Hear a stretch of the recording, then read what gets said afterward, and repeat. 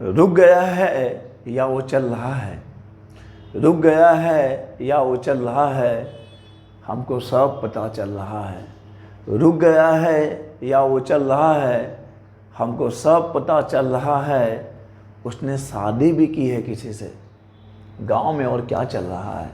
उसने शादी भी की है किसी से, गांव में और क्या चल रहा है। तो भाई क्या चल रहा है और क्या नहीं चल रहा है। Okay, first of all what is motion? When an object changes its position with respect to time then we say body is in motion. जब भी कोई ऑब्जेक्ट टाइम के साथ अपने पोजीशन को चेंज करता है, ओके, टाइम के साथ जब किसी ऑब्जेक्ट के पोजीशन में चेंज होता है देन वी से कि बॉडी वो ऑब्जेक्ट मोशन में है। लेकिन उस बॉडी का पोजीशन किसके रिस्पेक्ट में चेंज हो रहा है, इसको बताने के लिए हमको चाहिए होता है एक रेफरेंस। जैसे कि आप ट्रेन में यात्रा कर रहे हो तो ट्रेन आगे बढ़ रही है, आपका पोजीशन सराउंडिंग के रिस्पेक्ट में, कोई प्लेटफॉर्म हो गया, किसी प्लेटफॉर्म के रिस्पेक्ट में आप आगे बढ़ गए, पेड़ पौधे के रिस्पेक्ट में आप आगे बढ़ रहे हो, तो आपको अपने मोशन को या किसी भी मोशन को डिस्क्राइब करने के लिए वी नीड अ रेफरेंस, जिसके रिस्पेक्ट में हम लोग बोलते हैं कि पोजीशन चेंज हो रहा है। समय तो चेंज हो ही रहा है दोस्त। समय को किसने रोका है? समय तो किसी सुंदर बालिका के लिए भी नहीं रुकता, तो तुम जैसे लोगों के लिए कैसे रुक जाएगा? नहीं रुकेगा।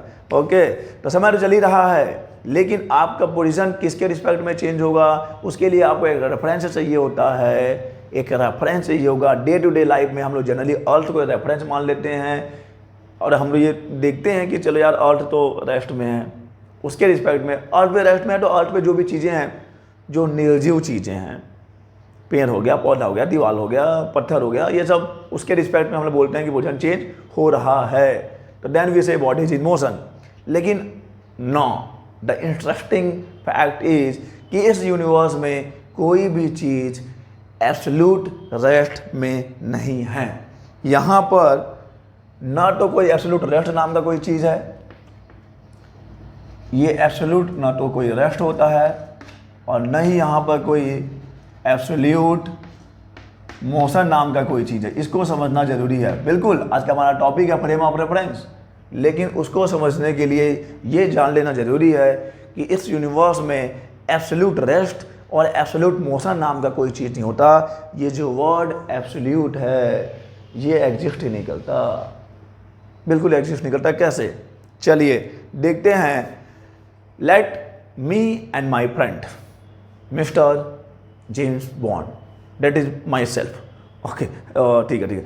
दो दोस्त हैं, both are moving on different bikes in the same direction with the same speed.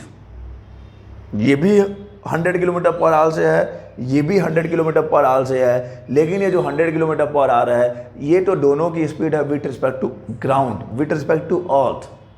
तो अगर आप अर्थ के नज़रिए से देखो, अगर मैं अर्थ हूँ, मैं पृथ्वी हूँ, तो मैं बोलूँगा कि दोनों लौंडे जो हैं वो 100 किलोमीटर पर आवर से भाग रहे हैं।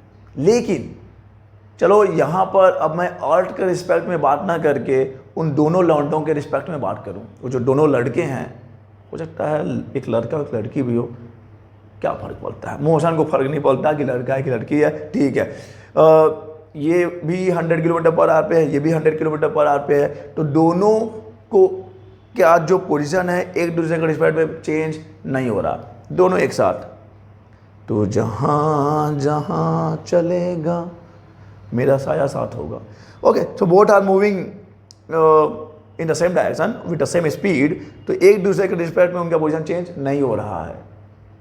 तो क्या अब वहाँ पे मोशन नहीं है क्या? एट द सेम टाइम एक ही समय पर हमने बोला, मैं अर्थ, मैं पृथ्वी था, तो मैंने बोला यार they are going with the speed of 100 kilometre per hour. ये भी लौंडा 100 किलोमीटर पर आवर पे है, ये भी लौंडा जो 100 किलोमीटर पर आवर पे जा रहा है। लेकिन जब मैंने मोशन को डिस्क्राइब करने के लिए जो रेफरेंस लिया था, पहले अर्थ लिया था, अब मैं उन दोनों के एक दूसरे के रिस्पेक्ट में लेता हूँ।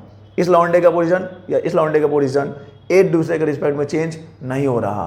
तो यहाँ पर अगर पोजीशन चेंज नहीं हो रहा किसी के रिस्पेक्ट में, तो उसके रिस्पेक्ट में तो रेस्ट में हो गया। पहले बोला कि वो अर्थ के रिस्पेक्ट में मोशन में है, अब बोल रहा हूँ मैं कि वो जो दोनों बालक हैं या जो बालिकाएं हैं या जो एक बालक एक बालिका है या दोनों बालिकाएं हैं, एक दूसरे के रिस्पेक्ट में उनका पोजीशन चेंज नहीं हो रहा। तो at the same time we can say कि वो अर्थ के रिस्पेक्ट में तो मोशन में है, लेकिन एक दूसरे के रिस्पेक्ट में मोशन में नहीं है। सबसे अच्छा एग्जांपल ट्रेन का है। जब हम लोग बचपन में ट्रेन में यात्रा करते थे भाई, तो क्या होता था, my train going in this direction, another train going in the same direction. एक ट्रेन है आगे बढ़ रही है मेरी ट्रेन जिसमें मैं बैठा हूँ, दूसरी ट्रेन में वो बैठा होगा मेरा दोस्त या दोस्त ही बैठा होगा, ठीक है। तो अगर दोनों की स्पीड सेम है, both are moving in the same direction with the same speed, तो हम दोनों का पोजीशन ना एक दूसरे के रिस्पेक्ट में चेंज नहीं होता। मैं इधर देखता हूँ तो अरे यार साथ में चल रहे हैं, तो क्या लगता है कि हमारा पोजीशन चेंज नहीं हो रहा है। लेकिन अगर मैं इधर प्लेटफॉर्म को देखूँ या सराउंडिंग को देखूँ तो मेरा पोजीशन चेंज हो रहा है। तो एट द सेम टाइम मैं बोलूँगा मैं मोशन में है, एट द सेम टाइम मैं बोलेगा कि मैं रेस्ट में है। मैं वो बंदा है जो बोल रहा है कि मोशन में भी है, रेस्ट में ही है, रेस्ट में भी है। बस क्या चेंज किया है, जब मैंने रेफरेंस चेंज कर दिया। मैं जब अपने फ्रेंड को देखता हूँ तो उसके रिस्पेक्ट में मैं रेस्ट में हूँ, जब मैं प्लेटफॉर्म सराउंडिंग या अर्थ के रिस्पेक्ट में देखता हूँ तो मैं मोशन में हूँ। यानी कि एक body at the same time rest में भी हो सकती है, मोशन में भी हो सकती है। ये डिपेंड करता है कि आप किसके रिस्पेक्ट में बात कर रहे हो। यानी कि मोशन और रेस्ट ये रिलेटिव टर्म है, ना कि एब्सोल्यूट टर्म है। मोशन और रेस्ट जो है वो रिलेटिव टर्म है, ना कि एब्सोल्यूट टर्म है। ओके, क्लियर हो गया होगा। एब्सोल्यूट और एब्सोल्यूट रेस्ट नाम का और एब्सोल्यूट मोशन नाम का कोई चीज़ नहीं होता है, होता है तो केवल और केवल रिलेटिव। ओके, तो अब रही ये बात, इंटरेस्टिंग फैक्ट अब आता है। यानी कि बॉडी के मोशन को डिस्क्राइब करने के लिए मुझे चाहिए होगा एक रेफरेंस चाहिए होगा, ठीक है। और उसी रेफरेंस को हम लोग यहाँ पे फिजिक्स में बोलते हैं फ्रेम ऑफ रेफरेंस। बहुत ही सिंपल है। फ्रेम ऑफ रेफरेंस एक ऐसा सिस्टम जिसके रिस्पेक्ट में हम लोग बॉडी के मोशन को डिस्क्राइब करेंगे, बॉडी के मोशन को बताएंगे। Okay, so what is frame of reference? A system, frame of reference. What is frame of reference? A system relative to which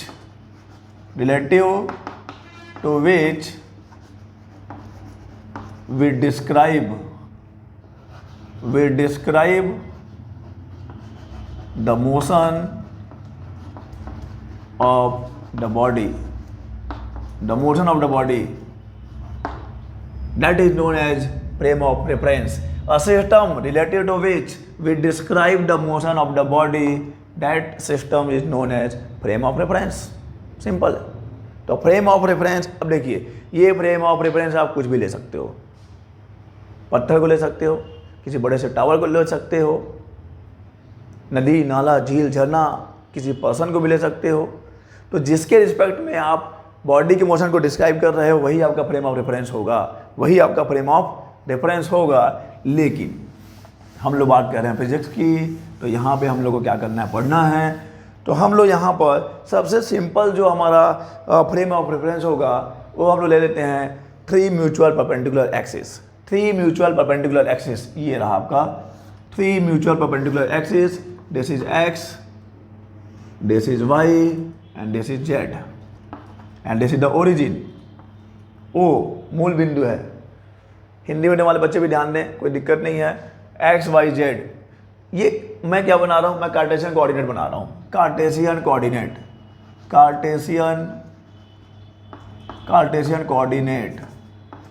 coordinate. तो ये सबसे सिंपल सा फ्रेम ऑफ रेफरेंस है, सबसे सिंपल कार्टेशियन कोऑर्डिनेट। तो चलिए इसमें देखते हैं कि बॉडी के पोजीशन को कैसे हम लोग डिस्क्राइब करते हैं कार्टेशियन कोऑर्डिनेट में। तो let a particle P, this is the particle P. तो इस पार्टिकल पी का कोऑर्डिनेट क्या हो जाएगा कार्टेशियन में, X Y and Z. X Y Z okay. और एक्चुअली में हम लोग यहाँ पे यूज करते हैं इसके पोजीशन को बताने के लिए vector R. And what is vector R, याद है कि भूल गए? क्लास 11 में पढ़ा होगा। बहुत आगे आ गए क्या? 11 फिर 12 फिर 13 फिर 14, अभी 15 में आ गए, बीएससी थर्ड ईयर। तो क्या हुआ, भूल जाओगे? अरे नहीं भूलते। जब आप पहला प्यार नहीं भूल सकते तो ये पहला पोजीशन वेक्टर कैसे भूल सकते हो? This vector R is known as position vector. This vector R is known as position vector. और ये पोजीशन वेक्टर क्या करता है? ये पोजीशन वेक्टर पार्टिकल के पोजीशन को और डायरेक्शन को इस ओरिजिन के रिस्पेक्ट में बताएगा। है ही नाम उसका पोजीशन वेक्टर। तो पोजीशन वेक्टर क्या करेगा? किसी भी पार्टिकल के पोजीशन को एक्सप्रेस करता है with respect to origin. Okay. और ये होता है X I cap plus Y J cap plus Z K cap. This is position vector. Vector R 3 dimensional के लिए लिया है, 2 डायमेंशनल के लिए आप इसको हटा दीजिए। तो vector R is equal to X I cap plus Y J cap plus Z K cap. अगर मेरे को चाहिए वेलोसिटीज का तो कुछ नहीं करेगा, मैं इसको एक बार डिफरेंशिएट करेगा, क्या हो जाएगा? D by D T of, इसको करना पड़ेगा ना, X I cap plus Y J cap plus Z K cap. ठीक है, अलग अलग। तो क्या हो जाएगा? ये D X by I cap, D X by D T I cap plus J cap D Y by D T plus K cap D Z by D T. तो ये हो गया उसका वेलोसिटी। और अगर आपको एक्सेलरेशन भी चाहिए मेरे भाई तो क्या करोगे? इसको एक बार और डिफरेंशिएट मान दो। इसको आप लिख सकते हो D V upon D T, या इसी को आप लिख सकते हो D square R upon D T. और ये हो जाएगा आपका सेकेंड डेरिवेटिव निकाल लो। तो I D square X D T square plus J cap D square Y D T square plus K cap D square Z D T square. So this is position, this is velocity and this is acceleration. So I hope कि आपको clear हो गया है कि frame of reference क्या होता है। अब हम लोग बात करते हैं types of frame of reference की। So there are 2 types of frame of reference. Number 1 is inertial frame of reference and number 2 is non inertial frame of reference। एक होता है टाइप्स की बात कर रहे हैं, हम लोग बात कर रहे हैं टाइप्स की। तो यार टाइप्स की बात कर रहे हैं तो ये कहानी हटाइए, यहीं पे डायरेक्ट लिखते हैं इनर्शियल फ्रेम ऑफ रेफरेंस। पहले 2 टाइप का होता है, इनर्शियल फ्रेम ऑफ रेफरेंस और एक होता है non inertial frame of reference. तो पहले हम लोग पढ़ रहे हैं इनर्शियल, INERTIAL, इनर्शियल। अरे यार तो लपड़ा हो गया। Inertial frame of reference, inertial frame of reference, inertial frame of reference. Basic है यार, सीखना बहुत ज़रूरी है। 2 साल तो आपने हंसते खेलते बिता दिया, लास्ट ईयर है, फाइनल ईयर है, सीरियसली पढ़ लो। BSc bachelor of science, main यहाँ पे ये है कि आप केवल पास हो जाओगे तो काम नहीं चलेगा, नॉलेज लेके निकलो, क्योंकि आगे आपको BSc बेसिस पे कुछ होना नहीं है। BSc बेसिस पे आप कुछ भी उखाड़ नहीं पाओगे। और आगे करने के लिए ये आप बैचलर ऑफ साइंस कर रहे हो यार, आपको पूरा नॉलेज होना चाहिए। इंजीनियरिंग वाले तो परसेंटेज बेस पे निकल लेते हैं, वो व्यावसायिक शिक्षा है।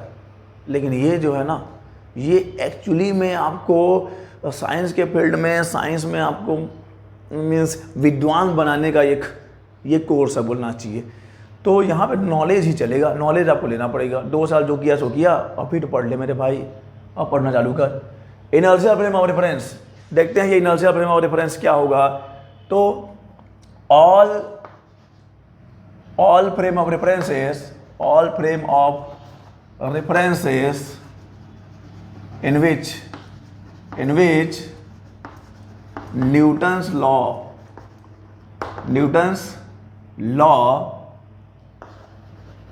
is valid। ओके, वो सभी फ्रेम ऑफ रेफरेंस जिसमें कि न्यूटन्स लॉ, न्यूटन का जो नियम है वो वैलिड है। एप्लीकेबल है उसको हम लोग बोलेंगे inertial frame of reference. Inertial frame of reference, all the frame of references in which Newton's law is valid, Newton law is applicable, that is inertial frame of reference। Newton law कौन सा? Newton law of cooling लगा दोगे? Newton law of viscosity लगाओगे? नहीं, हम लोग बात कर रहे हैं Newton's first law of motion, जिसको कि आप लॉ ऑफ इनर्शिया भी बोलते हो। That's why inertial frame of reference क्या है? ये फर्स्ट लॉ भूल गए हो क्या? नहीं भूलना है। अगर कोई बॉडी रेस्ट में है तो रेस्ट में ही रहेगा, बॉडी मोशन में है तो मोशन में ही रहेगा, जब तक कि आप उस पर एक्सटर्नल फोर्स अप्लाई नहीं करते हो। जब तक कि आप वहाँ पे एक्सटर्नल फोर्स अप्लाई नहीं करोगे, बॉडी रेस्ट में है तो रेस्ट में ही रहेगा, मोशन में है तो मोशन, यूनिफॉर्म मोशन में है तो यूनिफॉर्म मोशन में ही रहेगा। यानी कि बॉडी का एक्सेलरेशन जीरो होता है in the absence of external force. अगर आप एक्सटर्नल फोर्स अप्लाई नहीं करते तो बॉडी का एक्सेलरेशन जीरो होगा। चलिए समझाते हैं आपको। If vector F is equal to zero, external force नहीं लगाना है। न्यूटन फर्स्ट लॉ वही तो है, एक्सटर्नल फोर्स नहीं होता वहाँ पे। In the absence of the external force vector F is zero. तो यार वेक्टर एफ को तो हम ऐसे लिख सकते हैं, F is equal to M into A होता ही है।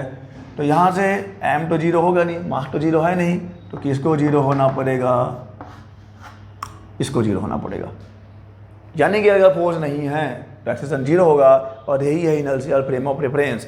इनर्शियल फ्रेम ऑफ रेफरेंस में यदि वहाँ पर एक्सटर्नल फोर्स नहीं है तो acceleration will be zero, acceleration will be zero. Okay, तो और इसको कैसे डिफाइन कर सकते हैं हम लोग इनर्शियल फ्रेम ऑफ रेफरेंस को?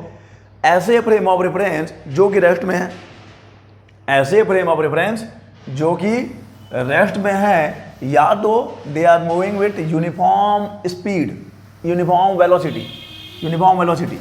ओके, ऐसे फ्रेम ऑफ रेफरेंस जो या तो रेस्ट में है या तो they are moving with uniform velocity. क्योंकि अगर वो रेस्ट में है तो भी एक्सेलरेशन जीरो होगा, और अगर वो यूनिफॉर्म वेलोसिटी से मूव कर रहा है तो भी एक्सेलरेशन जीरो होगा। लेकिन किसके रिस्पेक्ट में मूव कर रहा है भाई?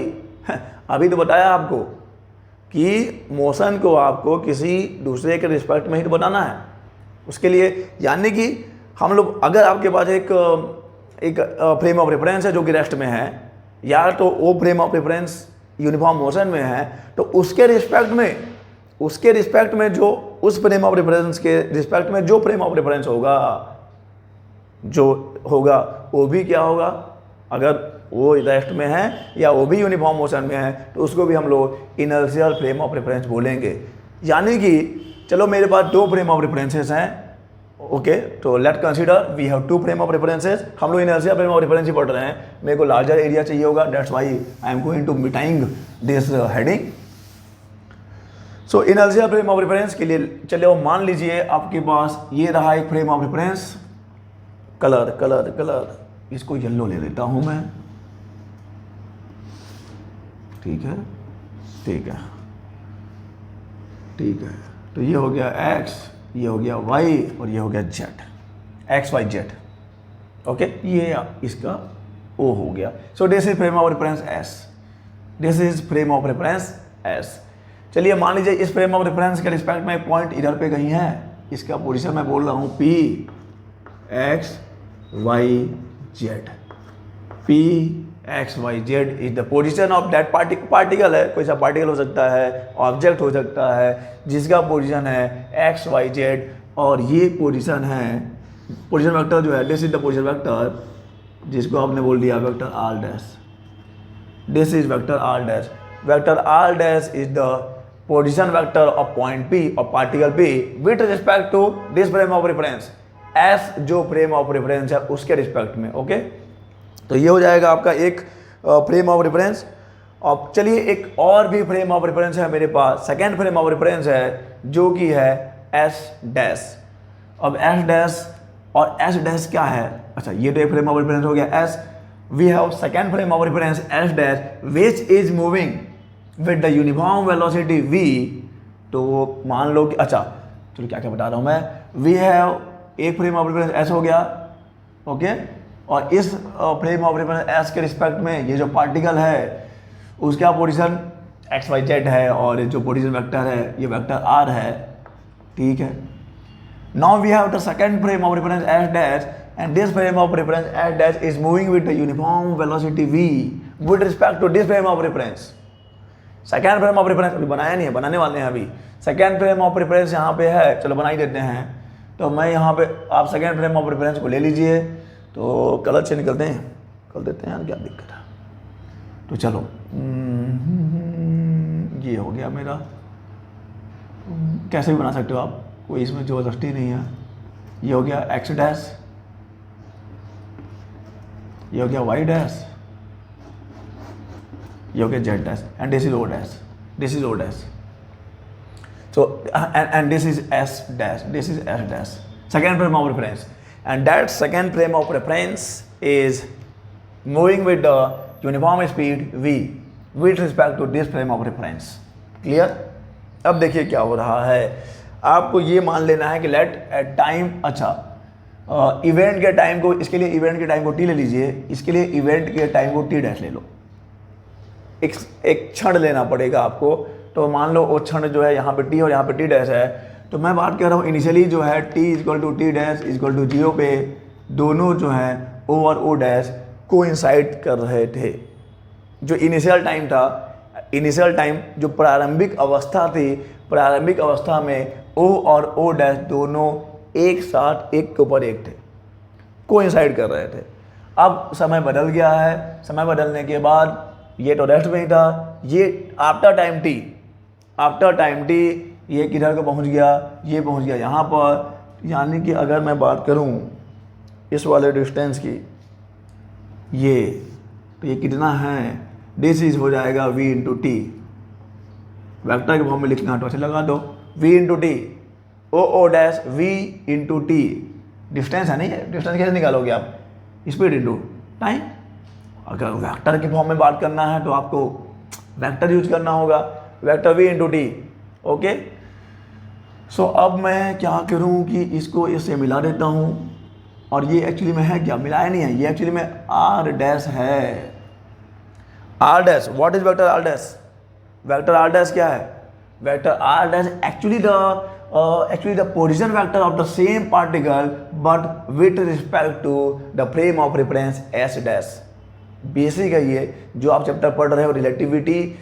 यहाँ पर फ्रेम ऑफ रेफरेंस की बात होगी, हम लोग देखेंगे इनर्शियल फ्रेम ऑफ रेफरेंस. इसके बाद जो है non inertial frame of reference. समझना बहुत ही ज़रूरी है दोनों में क्या डिफरेंस है और कैसे डिस्क्राइब करते हैं आप. तो मैंने बोला वेक्टर r, क्या बोला है, वेक्टर r जो है, vector r is the position vector of that particle p but with respect to s. And अपने पास एक सेकेंड फ्रेम ऑफ रेफरेंस भी है s डैश, जिसके रिस्पेक्ट में उसका पोजीशन वेक्टर कितना है जी, वेक्टर r डैश है, वेक्टर r डैश है. इतना भी क्लियर हो गया, इतना भी क्लियर हो गया है. चलिए तो अब देखो और क्या क्या क्लियर करना बचा है अभी.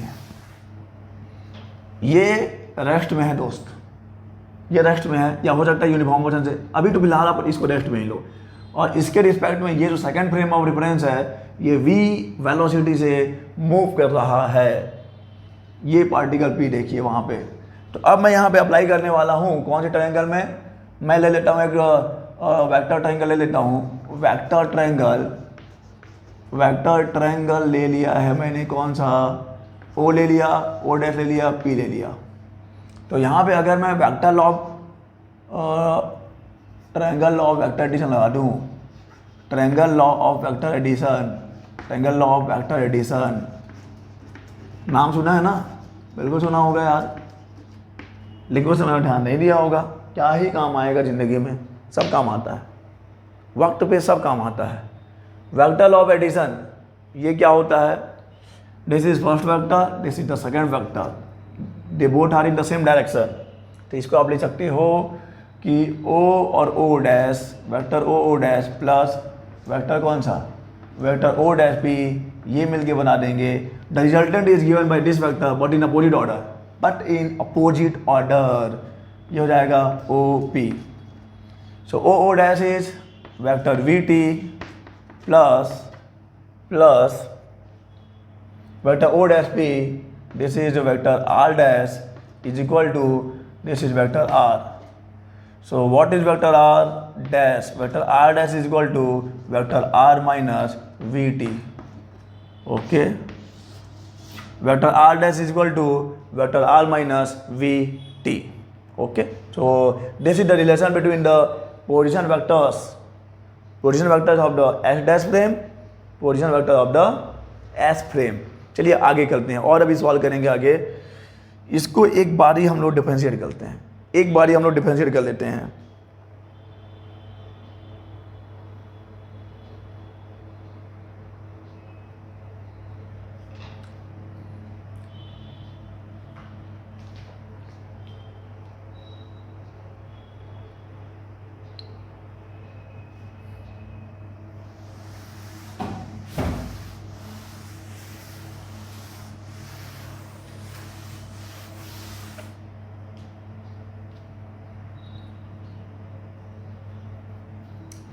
So vector r dash is equal to vector r minus v t. Differentiate करता हूँ एक बार ही तो क्या हो जाएगा, ये हो जाएगा D R dash upon D T, D R upon D T minus v is constant. v is constant. This frame of reference s dash moving with the uniform speed, v is constant. तो ये हो जाएगा बाहर और D by D T of D two 1 हो जाएगा, D by D T of D two 1 हो गया. नाउ अगेन इसको एक सेकेंड टाइम डिफरेंशिएट करो.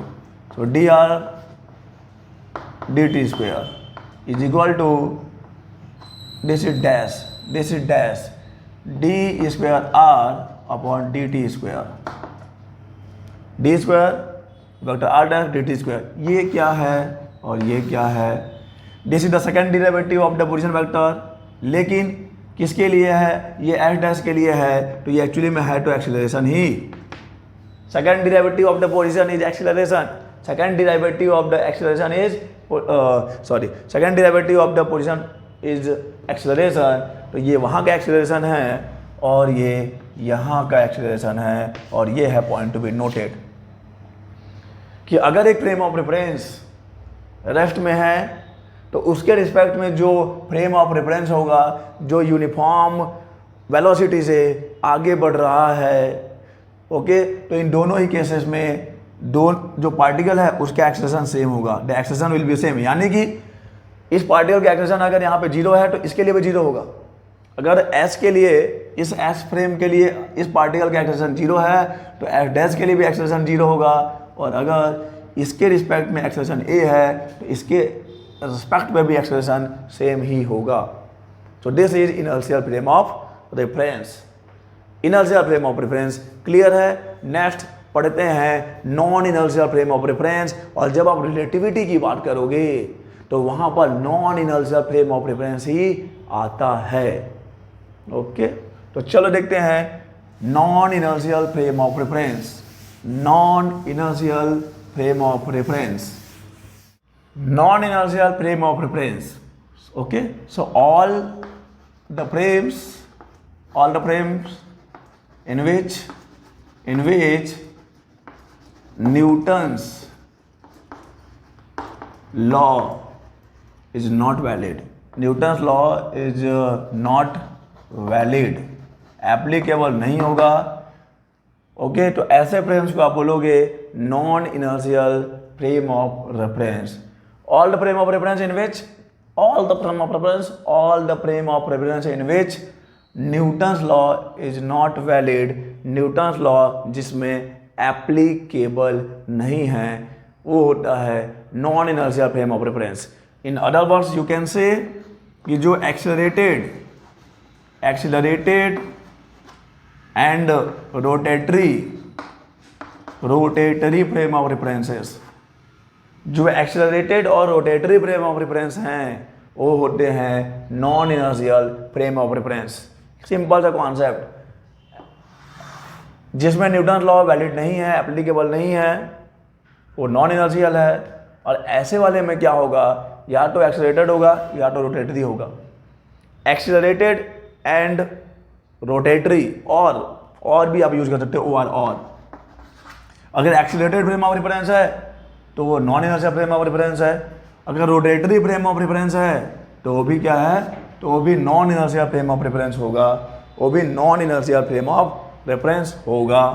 तो चलिए अगर नोट करना तो नोट करो, बिल्कुल नोट करना पड़ेगा।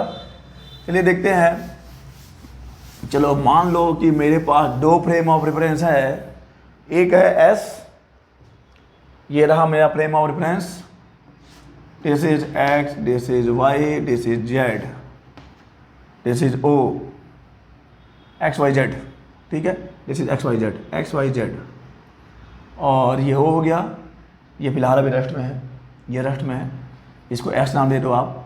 और मेरे पास एक सेकंड फ्रेम ऑफ रेफरेंस है, और ये मैं बना लेता हूँ, पैरेलली बना लेता हूँ, पैरेलली बना लेता हूँ, कोई दिक्कत नहीं है। ये एक्स हो गया, ये वाई हो गया, ये जेड हो गया, और this is O dash, origin इसका, ओरिजिन इसका, और ये जो एस डैश है, this S dash is moving with respect to this frame of reference. ये जो फ्रेम ऑफ रेफरेंस है एस डैश, इस एस के रिस्पेक्ट में मूव कर रहा है by an acceleration of A naught, A naught, A naught is the acceleration, मैं पार्टिकल की बात नहीं कर रहा हूँ, A naught is the acceleration of this frame of reference. Particle तो चलो यहाँ पे है, चलो इधर कहीं पार्टिकल है, दिस इज पार्टिकल पी, ये पार्टिकल पी, क्योंकि ये फ्रेम ऑफ रेफरेंस ये फ्रेम ऑफ रेफरेंस रेस्ट में है, तो इस ये पार्टिकल भी स्थिर ही है, वो पार्टिकल जो है आपका रेस्ट में ही है, तो ये रेस्ट में, ये रेस्ट में है, तो आप बोल सकते हो कि ये पॉइंट पी इस फ्रेम ऑफ रेफरेंस के रिस्पेक्ट में रेस्ट में है। लेकिन अब अपने पास एक सेकेंड फ्रेम ऑफ रेफरेंस भी है जो कि है एफ डैश, तो क्या इसके रिस्पेक्ट में भी वो रेस्ट में है क्या? नहीं, हालात बदल गए, जज्बात बदल गए। जब आपने फ्रेम ऑफ रेफरेंस चेंज किया तो उस पार्टिकल का जो है स्टेट चेंज हो गया। ये एक्सेलरेटेड फ्रेम ऑफ रेफरेंस है जो कि इस डायरेक्शन में चलो मूव कर रहा है, in the positive x direction. तो जब ये फ्रेम ऑफ रेफरेंस इधर जाएगा ना मेरे दोस्त, तो ये पार्टिकल इधर जाता हुआ लेगा इस वाले को। मैं दो ऑब्जर्वर ले लेते हैं, मैं हूँ ऑब्जर्वर यहाँ का और मेरा हमसफर है ऑब्जर्वर यहाँ का, दोनों एक दूसरे से दूर जा रहे हैं। अरे देख, कोई सा भी फ्रेम ऑफ रेफरेंस ले लो, हम लोग तो एक दूसरे से दूर ही जा रहे हैं। यही तो नियत है, यही तो किस्मत है। ओके, तो ये बालिका नहीं, वो बालिका यहाँ बैठी रही और मैं उससे दूर जाता रहा, बहुत दूर जाता रहा, और एक्सीलरेशन रहा वेक्टर ए नॉट। अब यहाँ पे एक पार्टिकल है जी, एक इवेंट यहाँ पे हो रहा है, तो इस बंदी के लिए ये इवेंट तो रेस्ट में ही है, चलो आराम से बैठा हुआ है। लेकिन मैं इधर जा रहा हूँ in this direction with acceleration ये, तो मेरे लिए ये पार्टिकल इधर जा रहा है जिसका एक्सीलरेशन आप इतना ले सकते हो। समझ में आ रहा है ना जी? ये है एक फ्रेम ऑफ रेफरेंस जो कि रेस्ट में है, तो इसके रिस्पेक्ट में ये जो पार्टिकल होगा वो तो रेस्ट में ही है, वो रेस्ट में है, ठीक है। लेकिन एक frame of reference S dash है जो कि इस एक्सीलरेशन से इधर जा रहा है, वेक्टर ए नॉट एक्सीलरेशन से इधर मूव कर रहा है। तो इस फ्रेम ऑफ रेफरेंस के रिस्पेक्ट में मान लो कि अब ये रेस्ट में है, मान लो मैं बैठा हुआ हूँ, तो मेरे को लगेगा यार सबको अपना दोस्त पराये देख कर चला हसन हसन, दूसरों के दोस्त को देखो। मेरे को क्या लग रहा है कि साला मैं मजे में हूँ, मैं रेस्ट में हूँ, मैं बैठा हुआ हूँ, ये चल रहा है। एक्चुअली में आपको कंडीशन पता है, अगर कोई ऊपर वाला सब देखता है, ऊपर वाला देख रहा है कि रेस्ट में ये चल रहा है, ये रेस्ट में है, ये इधर जा रहा है, तो इसके रिस्पेक्ट में इसको ये लगेगा कि ये इधर जा रहा है, इसको ये लगेगा कि ये इधर जा रहा है, तो इसका एक्सेलरेशन हो जाएगा माइनस ए नॉट। लेकिन क्या ये एक्चुअल एक्सेलरेशन है क्या इस पार्टिकल का? नहीं, ये तो ड्यू टू दिस एक्सेलरेशन, इस फ्रेम ऑफ रेफरेंस का एक्सेलरेशन इधर है, तो यहाँ पे जो ऑब्जर्वर होगा, इसको लगेगा कि ये इस एक्सेलरेशन से इधर जा रहा है। और यही है concept non inertial frame of reference का। देखिए, इसके लिए तो एक्सेलरेशन 0 है, लेकिन इसके लिए एक्सेलरेशन इस पार्टिकल का माइनस ए नॉट हो गया। पार्टिकल एक ही है, इवेंट एक ही है, लेकिन अगर आपने फ्रेम ऑफ रेफरेंस चेंज किया तो कैसे उसका स्टेट चेंज हो गया, कैसे हालात बदल दिया, जज्बात बदल दिया। यही तो है non inertial frame of reference.